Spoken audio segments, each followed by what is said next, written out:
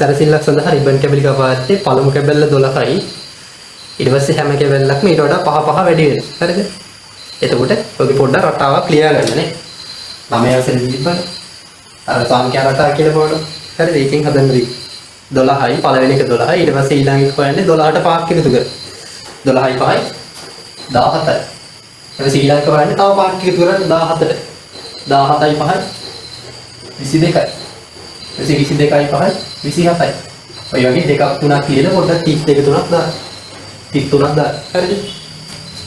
හරි. මුලින්ම ඔය වගේ රටාව ලියා ගන්න. මුල් පද තුන අහන්න නේ. එතකොට මුල් පද තුන තියෙනවා. අපි හතරකුත් ලියලා තියෙන්නේ වැඩිපුරත් එක්ක. හරි.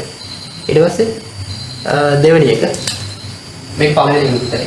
ඊට දෙවෙනි එක අහනවා මේකේ පොදු පදේ මොකක්ද කියලා. හරි.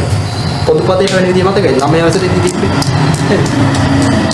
එතකොට මුලින්ම බලන්න මේක කීයද වැඩි වෙන්නේ. 12ට 5ක් එකතු වෙලා 17 හැදලා තියෙනවා.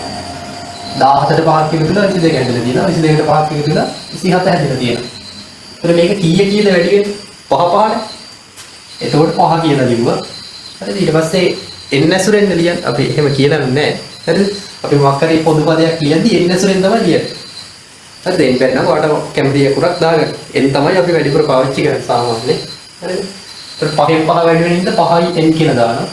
හිතන්න 4 වැඩි වුණා කියලා. ඒතර 4යි n දානවා. 10 වැඩි වුණා නම් 10යි n. එහෙම. හරිද? 5 වැඩි වෙන නිසා 5යි n කියලා දැම්මා. ඊට පස්සේ පොඩ්ඩක් මේ n නපුර වහන්න. හරිද?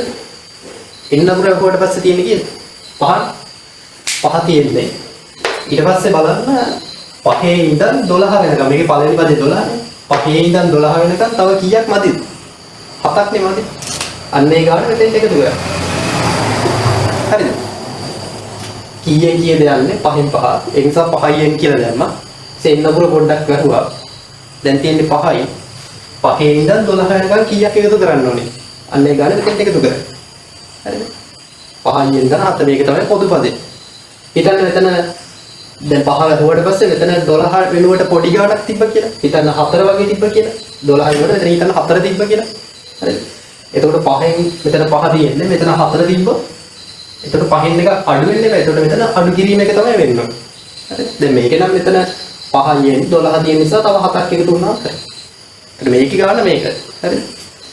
එතකොට දැනට ඔබ මතක තියාගන්න මේ එතන 5යි ඉඳන් 7. දැනට ඔබ මතක තියාගන්න වෙනවා. දැන් තුන්වෙනි වාරයට තියෙන සමාන්තර ශ්‍රේණි කියලා පාඩම. හරිද? එතකොට සූත්‍රයක් තියෙනවා. ඒක පාවිච්චි කරලා හදන්න පුළුවන්. දැනට මේක පොඩ්ඩක් මතක තියාගන්න. හරිද? හරි.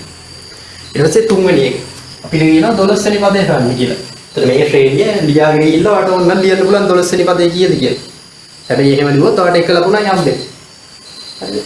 ලකුණු දෙකක තුනක ගානක් නැහැ එක ලකුණයි හම්බෙන්නේ. හරිද? ඒ නිසා මේක හදලා වෙන්නන්න ඕනේ මේ පොදු පදේ පාවිච්චි කරලා. නැත්නම් පොදු පදයක් ලියුමේ තේරුමක් නැහැ. හරි. ඒතර පොදු පදේ මොකද 5යි ඉඳන් 7. ඒක පාවිච්චි කරලා 12 වෙනි පදේ අහලා තියෙන නිසා මෙතන n වෙනුවට 12 දාන්න. හිතන්න ඔයාලට 10 වෙනි පදේ වුණා n වෙනුවට 10 දානවා. 100 වෙනි පදේ වුණා n වෙනුවට 100 දානවා. හරිද එහෙම. දැන් 12 වෙනි පදේ නිසා මේක ආයෙ ලිව්වා.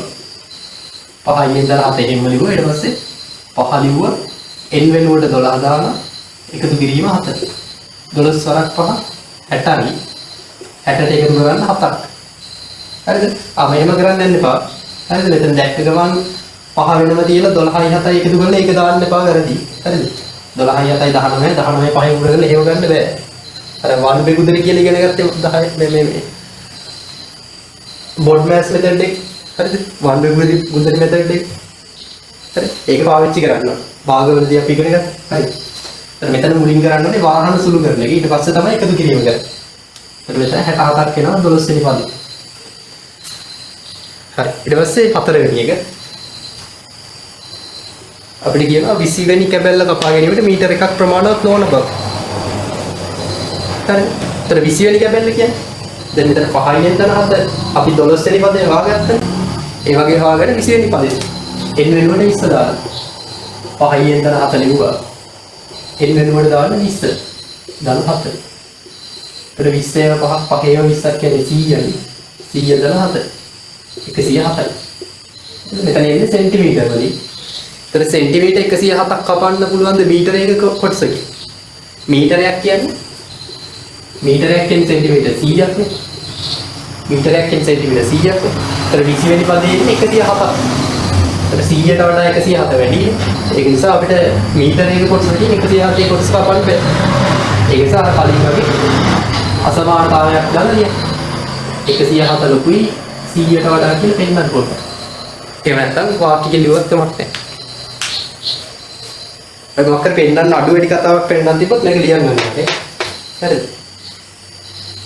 අසමානතාවයක් දාලා හරි වාක්‍යකින් හරි ලියන්න. එතකොට හොඳයි.